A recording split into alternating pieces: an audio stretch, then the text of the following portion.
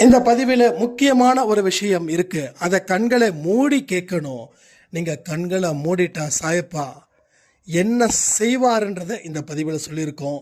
அன்பே சாய் குடும்பத்தில் இருக்கிறவங்க அத்தனை பேரும் இந்த பதிவை பார்க்கணும். எல்லாரும் லைக் பண்ணணும், ஷேர் பண்ணணும்.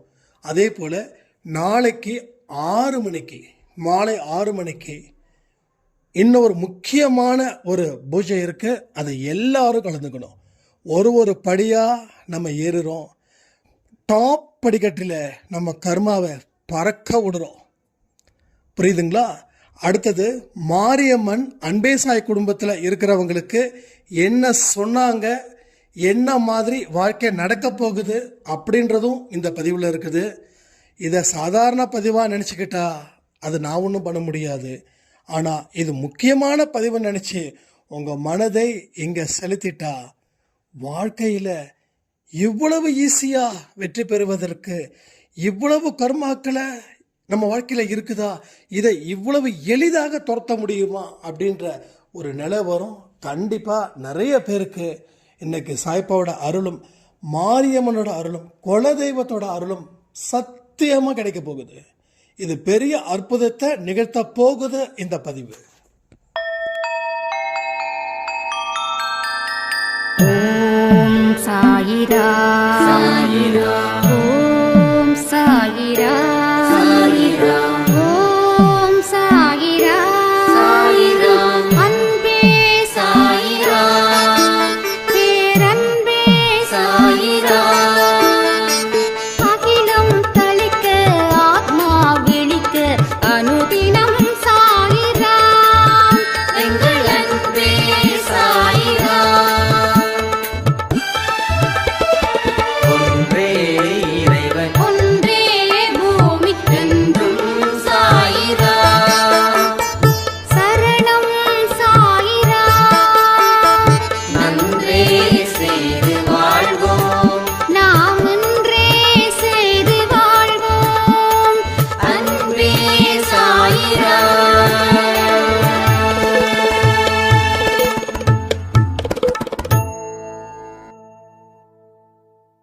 சாய்ராம்.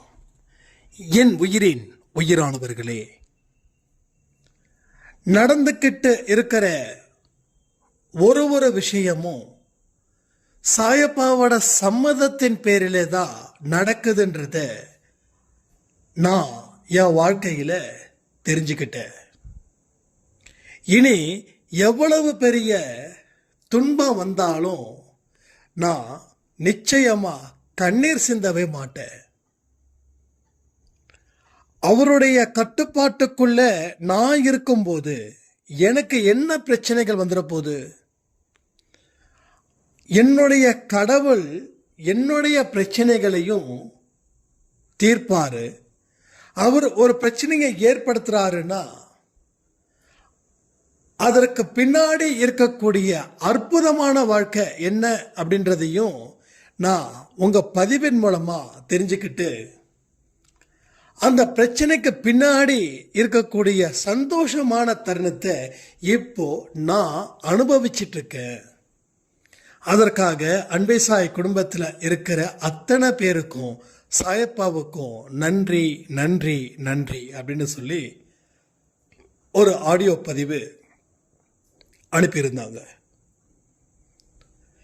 இதெல்லாம் கேட்கும்போது உண்மையிலே ரொம்ப சந்தோஷமா இருக்குதுங்க.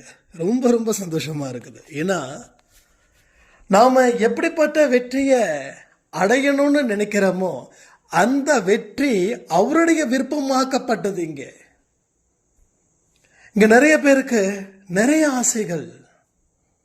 ஆசையே துன்பத்திற்கு காரணம், அது வேற பாட்டு. ஆனா வாழ்க்கையில வாழணுன்ற ஆசை யாரு கொடுத்ததுன்னு நீங்க நினைக்கிறீங்க? நிச்சயமா சொல்றேன், சாயப்பா தான் கொடுத்தது. அதே போல் இன்னொரு சாரமுடைய ஒரு பதிவும் ரொம்ப மெய்சிலிருக்க வைத்தது.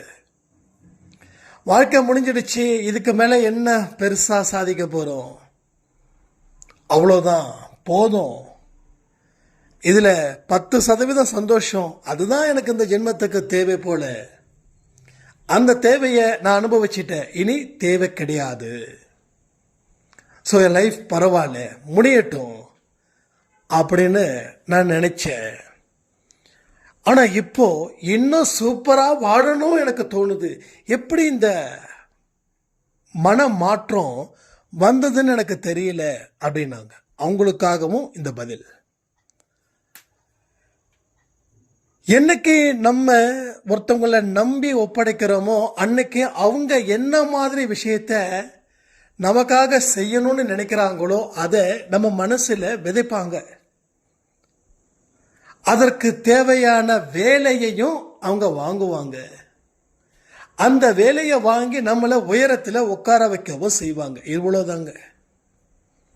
அப்ப என்னைக்கு நாம வாழ்க்கையில நான் வேறு, என் சாயப்பா வேறு அப்படின்னு நினைக்காம நாங்கள் இருவரும் ஒருவரே அப்படின்ற ஒரு மனநிலைக்கு வந்தோமோ அன்னைக்கே வாழ்க்கையில அற்புதம் நடக்க தொடங்கிடுச்சு.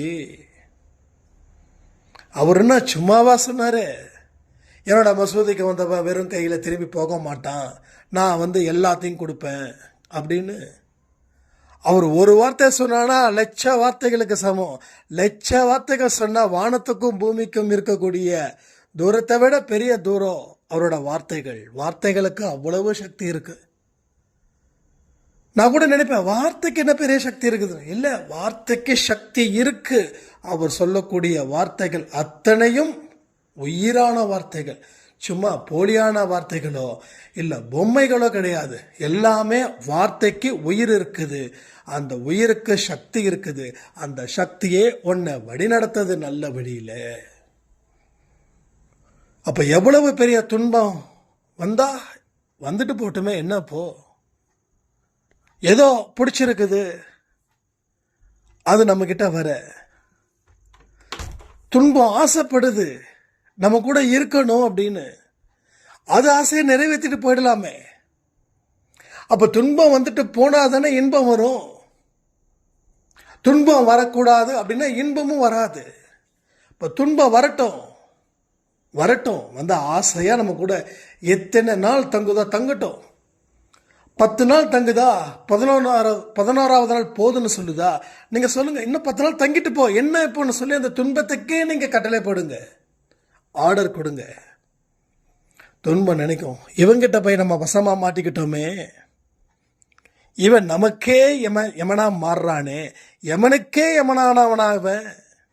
அந்த மாதிரி மனநிலைய உருவாக்குங்க. அப்பதான் எவ்வளவு பெரிய துன்பத்தை நீ ஃபேஸ் பண்றியோ அவ்வளவு பெரிய இன்பத்தை நீ அனுபவிக்க முடியும். 10% துன்பத்தை நீ ஃபேஸ் பண்றனா 100% சந்தோஷத்தை நீ ஃபேஸ் பண்ண போறேன்னு அர்த்தம். ஸோ வாழ்க்கை அப்படின்றது இதுதான். ஒரு படியும் ஒரு என்னது ஏகப்பட்ட விஷ ஜந்துக்களால் நிரப்பப்பட்டது. தட்ஸ் அ கர்மா. அது அழிக்காது, வலிக்கும். தேளு கொட்டும், வலிக்கும், அது சாகடிக்காது.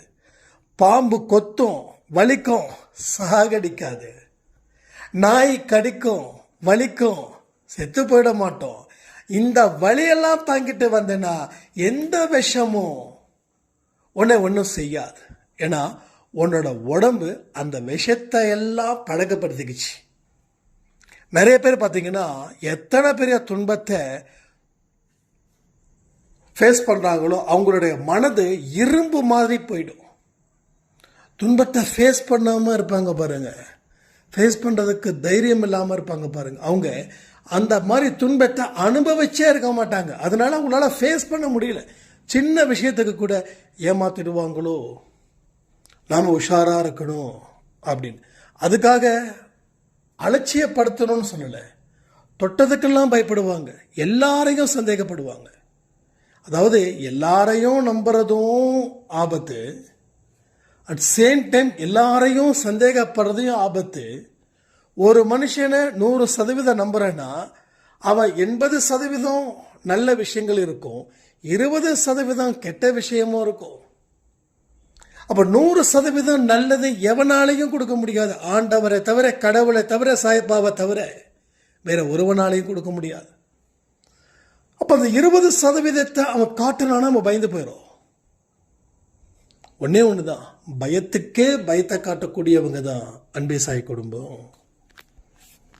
நீங்க பயத்தை காட்டி பாருங்களேன், எதை பத்தியும் நீங்க கவலைப்பட மாட்டீங்க. எதுவும் உங்களை நெருங்காதது போல உங்களுக்கு மிகப்பெரிய பாதுகாப்பு வளையத்தை அவர் அமைத்து தருவார். பாயிண்ட்டை கவனிங்க, வார்த்தையை கவனிங்க. வார்த்தைகளுக்கு நீங்க எப்படி அதை உங்க இடத்துக்கு எடுத்துட்டு போறீங்கன்றது முக்கியம். சும்மா இங்க பேசல. துன்பம் நெருங்காத அளவுக்கு உங்க வாழ்க்கையில அவர் ஒரு வட்டத்தை வரைந்து அதுல பவர்ஃபுல்லான ஃபேக்டர்ஸ் அதை வச்சிருப்பார். அப்ப எந்த துன்பமும் அந்த எல்லை வரைக்கும் தான் வரும், எல்லைக்கு உள்ள வராது. ஆனா எல்லைக்கு முன்னாடி வருது, உங்களுக்கு வந்துடுச்சுன்னு நினைச்சு நீங்க பயந்து ஓடுறீங்க. அப்போ வட்டத்தை தாண்டி ஓடும்போது அந்த துன்பம் உங்களை துரத்துது. புரியுதா உங்களுக்கு? யாருக்காவது இந்த மனநிலையில இருந்தீங்கன்னா நல்லா புரிஞ்சுக்கோங்க. நான் திருப்பி ரிப்பீட் பண்றேன். நீங்க என்னைக்கு நல்லா புரிஞ்சுக்கோங்க, நல்லா கவனமா கேளுங்க. இதுல என்ன புரிஞ்சுக்கிட்டீங்களோ அதை கமெண்ட் பண்ணுங்க. மற்றவங்களுக்கும் நீங்க சொல்லியும் அவங்களுக்கு புரியணுன்றதுக்காக தான் அதை சொல்றேன். ஒரு சாயப்பா உங்களை சுத்தி ஒரு வட்டத்தை போட்டிருக்காரு. எப்ப போட்டார் தெரியுமா? என்னைக்கு போட்டார் தெரியுமா? எந்த நேரத்தில் போட்டார் தெரியுமா? என்னைக்கு உங்க மனசுல ஒரு பெரிய நம்பிக்கை வந்ததோ அன்னைக்கு அவர் போட்டார். நீங்க வணங்கின உடனே போடல. நீங்க வணங்கி அதுல கொஞ்ச நாள் ஸ்ட்ராங்கா நிற்கும் போது அந்த வட்டத்தை அவர் கிழித்தார். கிழிக்கப்பட்ட வட்டம் உங்க கண்ணுக்கு தெரியல, இதான் உண்மை. ஆனா வட்டம் போட்டதும் உண்மை. நமக்கு கண்ணுக்கு தெரியலன்னா இல்லைன்னா ஆயிடாது. சரிங்களா? கண்ணுக்கு தெரியலன்னா இல்லைன்னா ஆயிடாது. அப்ப கண்ணுக்கு தெரியறது தான் உண்மை அப்படின்னு நினைக்காதீங்க. கண்ணுக்கு தெரியாத பல விஷயங்களும் இங்க இருக்குது. கண்ணுக்கு தெரிஞ்சது ஒண்ணுன்னா கண்ணுக்கு தெரியாதது கோடி.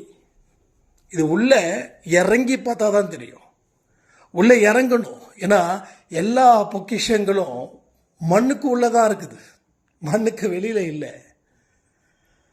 இதெல்லாம் உள்ள இருந்து எடுக்கப்பட்டது. நீங்க பார்த்துட்டு இருக்கிற அத்தனை விஷயங்களும். அப்போ உள்ளம், மனது, மண்ணுன்னு வச்சுக்கோங்க, மண்ணுக்குள்ளன்னு வச்சுக்கோங்க, பூமிக்கு உள்ள. அப்போ அந்த உள்ளத்துல இருந்து ஏகப்பட்ட விஷயங்கள் உள்நோக்கி போகும்போது, சச்சரத்தில் அழகா சொல்லியிருப்பாரு, வெளிப்புறமாக உன் மனத்தை திருப்பாமல் உட்புறமாக திருப்பு. என்ன திருப்பணும்? பைப்பா திருப்பி தண்ணி பிடிக்க உட்புறமாக திருப்பு அப்படின்னா உள்ளுக்குள்ளே போன்னு அர்த்தம். அங்கதான் ஏகப்பட்ட விஷயங்கள் அடங்கி இருக்குது. நீ எத்தனையோ ஜென்மமா பிறந்திருக்க, எத்தனையோ ஜென்மத்துல என்னென்னமோ கத்துட்டு இருக்க. நீ கத்துக்கிட்டது ஏராளம். ஆனா எதையுமே நீ தாராளமா பயன்படுத்தல. அதனால கஞ்சத்தனமா இருந்து வாழ்க்கையில துன்பத்தை அனுபவிச்சு இந்த உலகத்தை விட்டு போற. மறுபடியும் உலகத்துக்குள்ள வர, மறுபடியும் துன்பத்தை அனுபவிக்கிற. அட்லீஸ்ட் இந்த ஜென்மத்தையாவது நீ சிறப்பாக்கு அப்படின்றாரு. சரி, விஷயத்துக்கு வருவோம். அப்போ உங்களை சுத்தி ஒரு வட்டம் போடப்பட்டது. நல்லா புரிஞ்சுக்கணும். கண்களை மூடுங்க, தயவு செய்து கண்களை மூடுங்க. நான் சொல்றத அப்படியே கவனிங்க. நீங்க நிக்கிறீங்க, உங்களை சுத்தி ஒரு வட்டத்தை போட்டுட்டாரு. நீங்க செய்யுங்க. அது இன்னைக்கு, என்னைக்கோ இல்லை நாளைக்கோ செய்யுங்க. உங்களை சுத்தி ஒரு வட்டத்தை போடுங்க. நான் சொல்றது வரைக்கும் கண்ணை திறக்காதீங்க. கண்களை மூடி தயவு செய்து கேளுங்க. இமேஜினா பண்ணுங்க. அதை அப்படியே படமா மாத்துங்க. ஒரு மூவி பார்க்கும்போது நமக்கு எப்பயுமே ஞாபகத்துக்கு வரும். வார்த்தைகளை படமா மாத்துங்க. ஒரு வட்டத்தை போட்டாச்சு. அந்த வட்டம் உங்களுக்கு பாதுகாப்பான வளையம். ஏன்னா நீங்க சாயப்பாவை நம்பி பல வருஷங்கள் இருக்கீங்க. வந்துட்டு போகல, வந்துட்டு போனவங்களுக்கு அந்த வட்டம் போடல. வட்டம் போட முடியாது. நிக்கிறவங்க, நிலையா நிக்கிறவங்களுக்கு தான். நீங்க அன்பே சாய் குடும்பத்தில் இருக்கிறவங்க நிலையா எத்தனை பேர் நிக்கிறாங்களோ அவங்களுக்கு இன்று இரவு ஒரு வட்டத்தை போட்டு விட்டார். நீங்க இப்போ என்னெல்லாம் கண்ணை மூடிக்கிட்டு காட்சி தெரியுதோ அது இப்போ இந்த நிமிஷம், இந்த நொடி உங்களுக்கு நடக்குது நடக்குது நடக்குது, நடந்தே தீருது. நீங்க கண்களை மூடின உடனே சாய்ப்பா உங்க முன்னாடி வந்து உங்களை சுத்தியும் ஒரு பெரிய வட்டத்தை போடுறார். அந்த வட்டம் பாதுகாப்பான வட்டம். அந்த வட்டத்துக்குள்ள எந்த துன்பமோ, எந்த அக்கிரமமோ, எந்த துன்புறுத்தலும் அந்த வட்டத்துக்குள்ள இனி வராது. எல்லாம் வட்டத்துக்கு வெளியிலேயே நிற்கும். அந்த வட்டம் அவ்வளவு பெரிய வட்டம், அவ்வளோ பெரிய பவர்ஃபுல் வட்டம். ஆனா என்ன டீல் தெரியுமா? அந்த வட்டத்தை விட்டு நீங்க வெளியிலே வரக்கூடாது. எப்படி லக்ஷ்மணன் ஒரு சீதையை தாண்டக்கூடாதுன்னு சொல்லி ஒரு வட்டத்தை, ஒரு கோடை போட்டு சீதை தாண்டி ராவண சீதையை தூக்கிட்டு போய் ஒரு பெரிய போர் வந்ததோ, அதை மனசுல வச்சுக்கோங்க. இப்போ வட்டத்தை போட்டாச்சு. இப்போ துன்பங்களை ஆபத்து மிகுந்த மிருகமா பாருங்க. சிங்கம், புலி, ஓநாய், நரி, சிறுத்தை, முதலை, பாம்பு, தேளு, இது மாதிரி பல ஜந்துக்களை நினைச்சுக்கோங்க. வட்டம் போட்ட உடனே அந்த ஜந்துக்கள் ஒவ்வொன்றா வருது. நீங்க தனியா இருக்கீங்க. அந்த உங்களை சுத்தியும் வட்டத்தை சுத்தியும் வெத்த இடம். அந்த வெத்த இடம் ஃபுல்லா முதல்ல ஒரு பக்கம் ஊறுது, பாம்பு ஒரு பக்கம் ஊறுது, தேளு ஒரு பக்கம் குடு குடு குடு குடுன்னு வருது. இப்போ நீங்க என்ன பண்றீங்க? ஐயோ வருதுன்னு சொல்லி வட்டத்துக்கு வெளியில போயிடக்கூடாது, வட்டத்துக்கு உள்ள இருக்கணும். அது வரும், ஆனா அதனுடைய மூச்சு காத்து கூட உங்க மேல படாது. இது சத்தியம், இது சத்தியம். இன்னும் பாயிண்ட் இருக்குது, கண்ணை திறக்காதீங்க. மூச்சு காத்து கூட உங்க மேல படாது. அப்போ ஐயோ வருதுன்னு சொல்லி பயந்து ஓடுறவங்க பலர். இந்த வட்டத்துக்குள்ள வராது, சாயப்பா இருக்கிறாருன்னு நினைச்சு இருக்கிறவங்க சிலர். அந்த சிலரே வாழ்க்கையில அற்புத சக்தி பெற்ற மனிதர்களாக வாழ்ந்து கொண்டு இருக்கிறார்கள். அவங்க தான் லைஃப் அச்சீவ் பண்றாங்க. ரைட்டா? அப்போ அந்த வட்டத்துக்குள்ள எந்த மிருகமும், எந்த விலங்கும், எந்த புழு பூச்சியும் வந்து உங்களை சேதப்படுத்தாது. பயப்படக்கூடாது. பயம் உங்களை அழிக்கும். சில பேருக்கு அந்த வட்டத்துக்குள்ளேயே பயம் அதிகமாகி மயக்கம் போட்டு அந்த வட்டத்தை தாண்டி விடுறாங்க.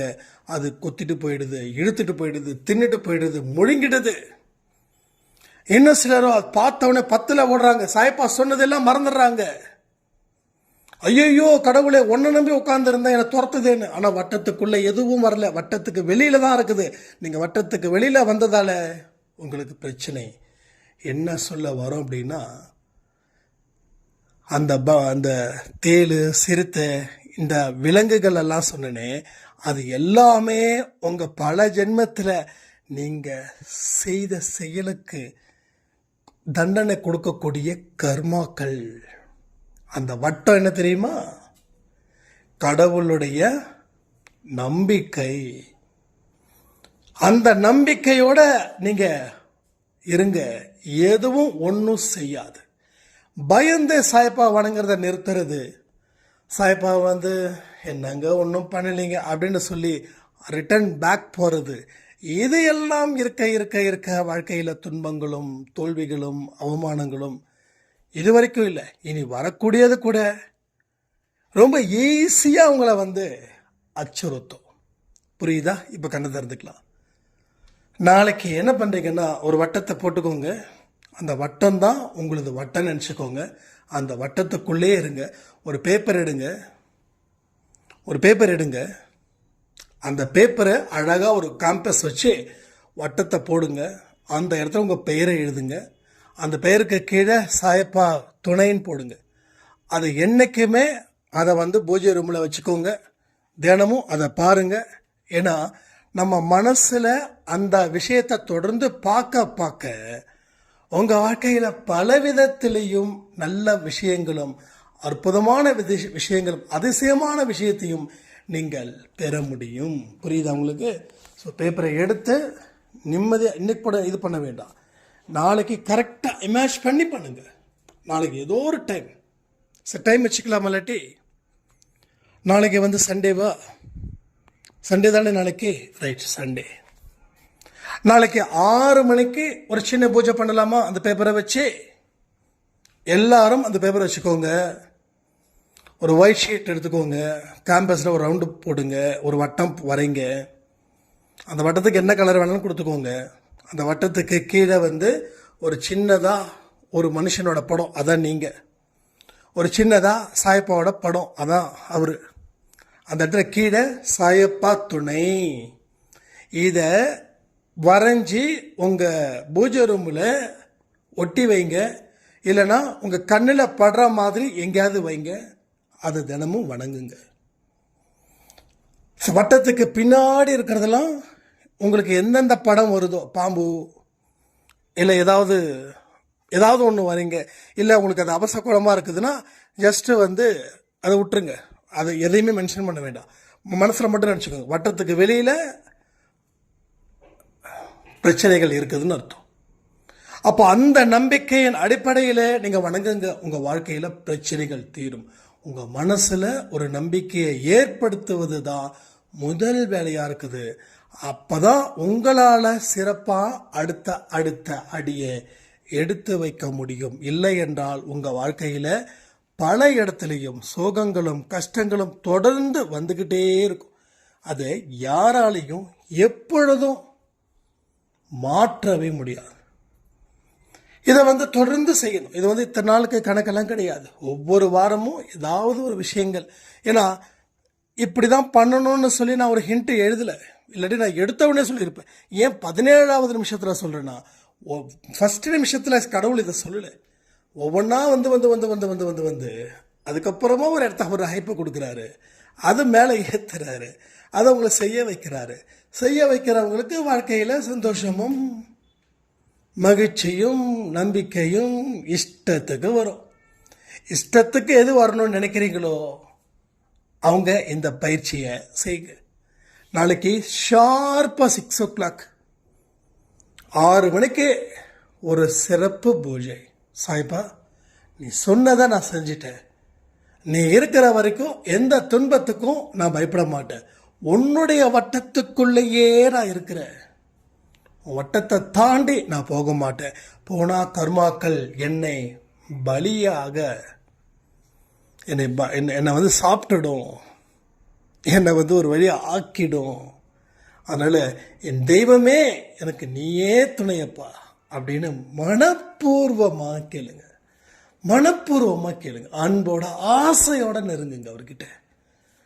அன்பு, ஆசை, நம்பிக்கை, பொறுமை, எப்பா என்ன ஒன்றா மாதிரியான விஷயங்கள். நான் ஆக்சுவலி இந்த மாரியம்மனுக்கு நம்ம வீட்டு பக்கத்தில் ஒரு மாரியம்மன் சாமி இருக்குது. நான் அடிக்க சொல்லியிருக்கேன்னு நினைக்கிறேன் உங்ககிட்ட. நம்ம விஷ்ணு சார் அவங்க அம்மா போடும்போது அங்கே இது பண்ணணும், அபிஷேகம் பண்ணணும் அப்படின்னு நம்ம வீட்டில் சொன்னதால் நம்ம போய் கேட்டோம்.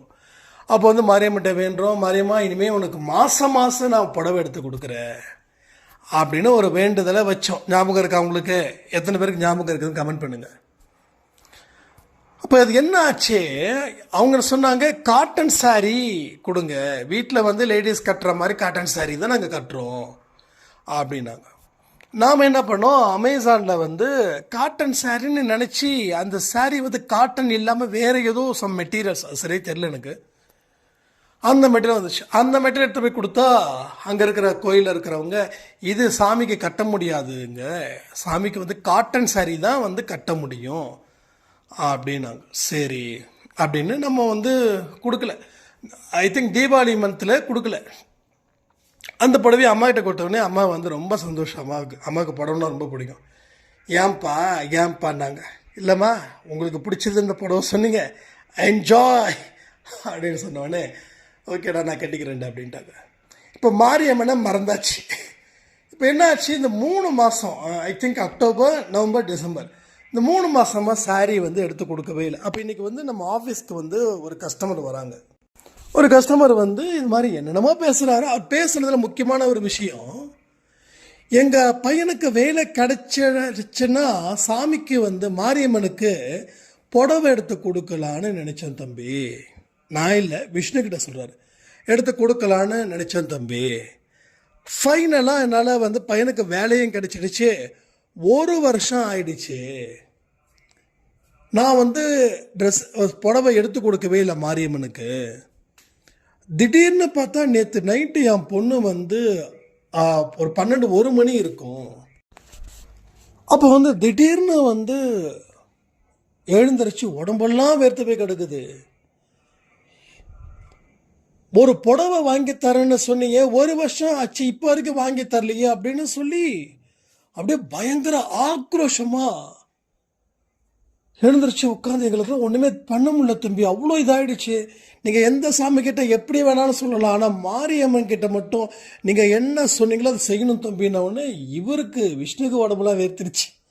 ஆஹா, நம்ம 3 மாதமாக புடவை எடுத்து கொடுக்கலையே, மாரியம்மனுக்கு சுத்தமாக மறந்துட்டுமே இருக்கிற பிஸியில் அப்படின்னு சொல்லி. அப்போது எந்த மாதிரி விஷயங்கள் எப்படியெல்லாம் வருதுன்றதை யோசிச்சு பாருங்க. கடவுள்கிட்ட நீங்கள் ஒரு விஷயத்த சொன்னால் அதை செய்யணும். அப்போது நம்ம கடவுள் எல்லா தெய்வங்களும் நம்ம கூட எவ்வளவு உரிமையோடு இருக்கிறாங்கிறத பாருங்க. அதுக்கப்புறம் விஷ்ணு சார் கிட்ட இப்போ தெய்வமே, நீ தயவு செய்து இந்த மாரியாத்தா கிட்ட மட்டும் எந்த இடத்துலையும் பெண்டிங் மட்டும் வைக்காத. மாரியாத்தா சாதாரண ஆள் கிடையாது, எரிச்சிடும். அதனால் ஒரு 3 புடவை அக்டோபர் நவம்பர் டிசம்பருக்கு 3 புடவையும் தயவு செய்து எடுத்துருவான்னு சொல்லி எடுத்துகிட்டு வந்துட்டாரு. எடுத்து போய் கொடுத்துட்டாரு. கொடுத்துட்ட உடனே அவர் என்ன கேட்டிருக்காரு, சந்தோஷ் வரலைங்களா தம்பி? இல்லைங்க, அவர் நாளைக்கு வராருங்கன்னு. சரிங்க, எடுத்து போய் கொடுத்துருவோம். அவங்க ஒரு டேட் சொல்லுவாங்க, இந்த டைமில் தான் நாங்கள் மாரியம்மனுக்கு போட போகிறோம் அப்படின்னு. அப்போ அவரே சொல்கிறாரா, தம்பி நாளைக்கு புடவை போட்டுடலாம்ப்பா அப்படின்னாரு. என்னங்க நாளைக்கே வா? ஏன்னா அவ்வளோ சீக்கிரம் அந்த மாரியம்மன் ரொம்ப பிஸி. நாளைக்கே வா? ஆமாம் தம்பி நாளைக்கே போட்டுடலாம் அப்படின்னாரு. அடுத்த புடவை அடுத்த மாதம் பொங்கல். ஸோ பொங்கல் சிறப்பான நாள் இல்லை. அப்போது எங்கள் பொங்கலுக்கு? ஆமாம் தம்பி பொங்கலுக்கு தான் அப்படின்னு. ஸோ அப்போ தான் நான் விஷ்ணு வசராம சொன்னேன், ஒரே மிராக்கலாக இங்கே நடந்துக்கிட்டு இருக்குது. நாளைக்கே புடவை போடுறாங்களா, நம்ம 2 பேர் நாளைக்கு சாமியை போய் பார்த்துடலாம். அடுத்த புடவை தை மாதம் 1ஆம் தேதி, தை 1 மார்கழி பொங்கல் அன்னைக்கு போகிறதா சொன்னாங்க. அதுவே எனக்கு ரொம்ப சர்ப்ரைஸாக இருக்குது அப்படின்னு. அதுக்கு அடுத்தது மாசி 1. இப்போ என்னென்னா இது எல்லாமே மாரியம்மன் நம்ம மேலே இருக்கக்கூடிய தண்டனையை குறைச்சிருச்சுன்னு அர்த்தமாகுதுன்னு. இல்லை எதுக்கு சொல்கிறேன் அப்படின்னா, அன்பேசாய் குடும்பத்தில் உள்ளே வந்துட்டா போதும், எல்லா தெய்வங்களும் உரிமை எடுத்து நம்மளை கொண்டாடுறாங்கன்னா யோசிச்சு பாருங்க, நம்ம எந்த அளவில் கடவுள் நம்ம மேலே விருப்பத்தோடு இருக்கிறாங்கன்னு புரிஞ்சுக்கோங்க. வட்டம் முக்கியம். திரும்ப சொல்கிறேன், வட்டம் முக்கியம். நாளைக்கு மாலை 6 மணி முக்கியம்.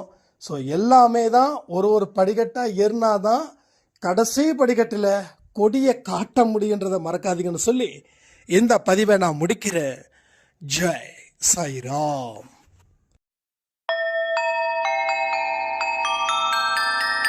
ஓம் சாயிரா.